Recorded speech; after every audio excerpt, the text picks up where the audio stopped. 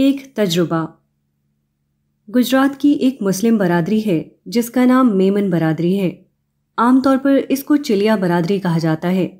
یہ ایک تجارت پیشہ برادری ہے۔ ان کے افراد مختلف شہروں میں پھیلے ہوئے ہیں۔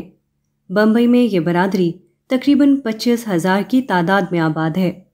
تجارت سے آدمی کے اندر ایک مخصوص کردار پیدا ہوتا ہے۔ یہ کردار اس برادری میں پوری طرح موجود ہے۔ مثلاً وہ ملازمت کرنے کے بجائے اپنی محنت سے کمانا پسند کرتے ہیں۔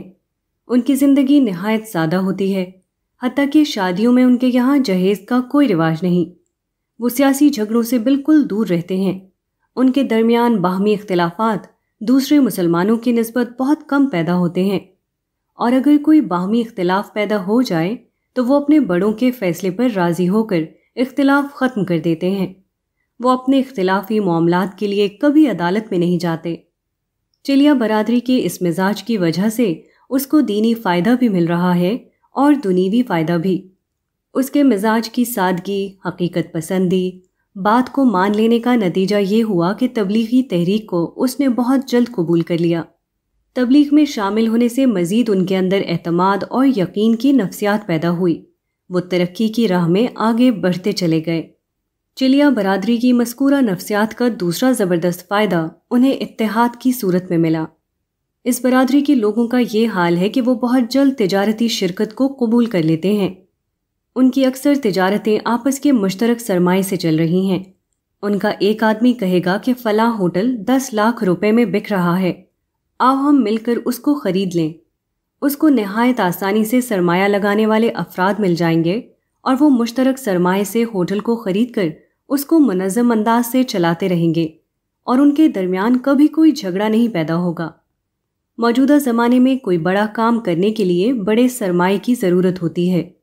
یہ سرمایہ عام طور پر بینک فراہم کرتا ہے۔ اسلام میں چونکہ سود کو حرام قرار دیا گیا ہے، اس لیے بہت سے ترقی پسند یہ کہتے ہیں کہ اسلام اقتصادی ترقی کی راہ میں رکاوٹ ہے، کیونکہ اقتصادی ترقی بینک کے سودی قرضوں سے ہوتی ہے اور سودی قرضے پر کاروبار کرنے کی اسلام میں گنجائش نہیں۔ بمبئی کی چلیا برادری اس الزام کی عملی تردید ہے۔ چلیا برادری کا نمونہ بتاتا ہے کہ اقتصادی عمل کے لیے سودی مالیات لازمی نہیں ہیں۔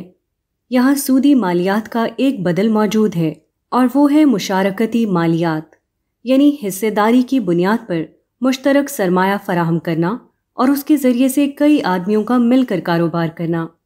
یہ وہی چیز ہے جس کو موجودہ زمانے میں کوآپریٹو سسٹم کہا جاتا ہے۔